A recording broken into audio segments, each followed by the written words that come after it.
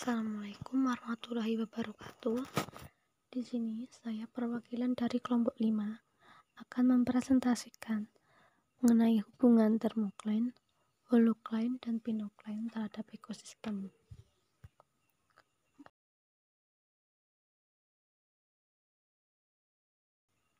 Yang pertama yaitu termokline. Menurut Teja Kusuma, Dewanti, dan Kustio pada tahun 1998, lapisan termokline merupakan lapisan perairan laut yang dicirikan terjadinya degenerasi temperatur yang cepat terhadap kedalaman laut. Lapisan ini merupakan lapisan pembatas antara air yang ada di permukaan dan yang berada di bawahnya. Lapisan termokline menurut Fahrusyah tahun 2011 merupakan lapisan di mana gradien suhu turun secara drastis sesuai dengan pertambahan kedalaman. Semakin dalam perairan, maka suhu akan semakin rendah atau dingin. Hal ini diakibatkan karena kurangnya intensitas matahari yang masuk ke dalam perairan. Kedalaman termokline merupakan parameter fisik lautan yang letaknya bisa berubah vertikal. Menurut Tomzek tahun 2000, beberapa faktor bisa mempengaruhi perubahan kedalaman lapisan termokline. Salah satunya yaitu variabilitas iklim global, yaitu El Nino dan La Nina. Hubungan lapisan termokline terhadap ekosistem.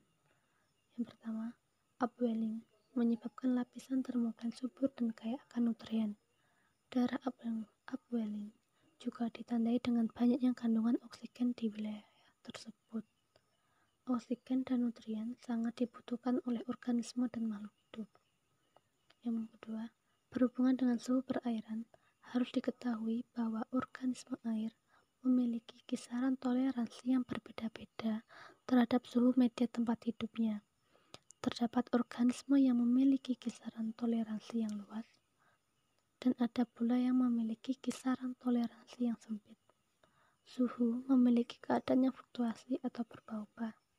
Oleh karena itu, organisme-organisme yang hidup di dalamnya harus dapat beradaptasi.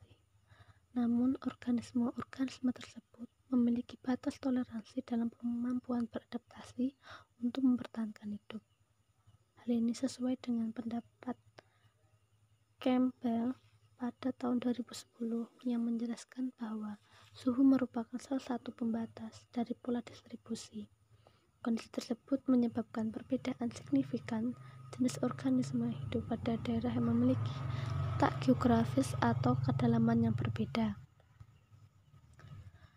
Yang ketiga yaitu akibat dari perbedaan variabilitas suhu termokline membuat fenomena alam yang dijadikan wisata bagi penyelam di Filipina yang dikenal dengan barakuda, di mana terjadi perbedaan suhu air dan tekanan yang menyebabkan air hangat berubah menjadi dingin, sehingga membuat para penyelam merasakan batas langsung antara air hangat dan air dingin.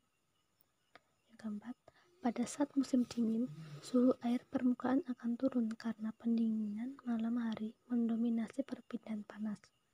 Kemudian terjadi penggulingan air permukaan yang padat turun di bawah pengaruh gravitasi dan dorongan angin, sehingga terjadi proses pengadukan air yang membuat pengayaan nutrisi dan munculnya fitoplankton, sehingga membuat permukaan ini menjadi produktif.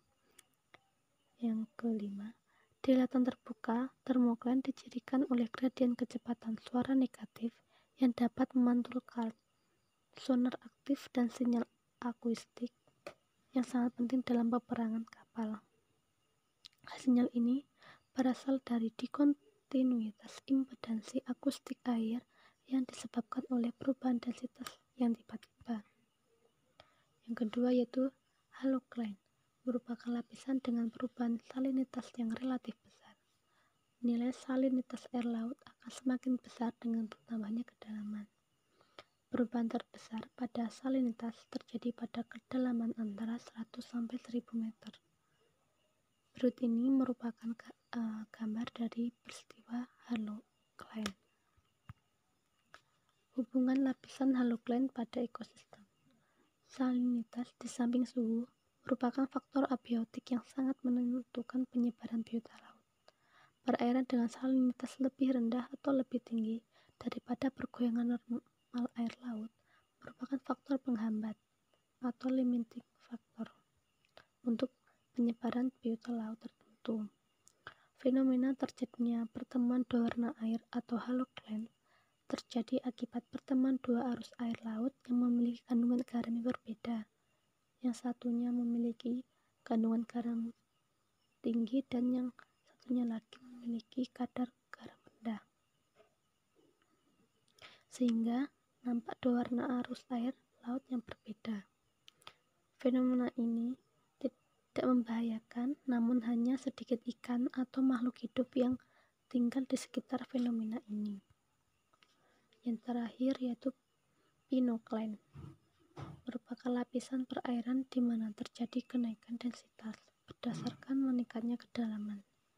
Secara umum, biasanya densitas mencapai 27,9, sedangkan pada daerah lintang yang lebih tinggi mencapai 27. Pada kedalaman lebih dari 1000 meter, terjadi peningkatan perubahan dari densitas. Semakin menuju daerah ekuator, maka lapisan pinocline akan semakin menuju permukaan dan semakin menuju ke kutub. Densitas ditentukan oleh temperatur, salinitas, dan tekanan. Hubungan lapisan pinocline dengan ekosistem. Yang pertama, semakin tinggi densitas, maka semakin tinggi pula suhu, tekanan, dan salinitasnya. Begitupun sebaliknya. Organisme memiliki kisaran toleransi untuk dapat bertahan hidup.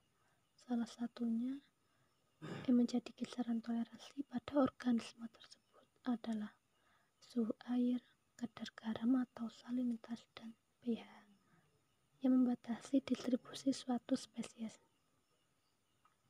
Jika kondisi-kondisi fisik di suatu tempat tidak memungkinkan spesies tinggal dan bereproduksi, maka spesies tersebut tidak akan ditemukan di situ. Perubahan densitas yang cepat membuat menghalang sirkulasi air vertikal sehingga mempengaruhi distribusi vertikal bahan kimia yang berperan dalam biologi laut. Selain densitas, gradien tajam suhu dan salinitas juga dapat bertindak sebagai pembatas pergerakan vertikal fitoplankton dan hewan lainnya. Sekian presentasi yang dapat saya sampaikan. Semoga bermanfaat.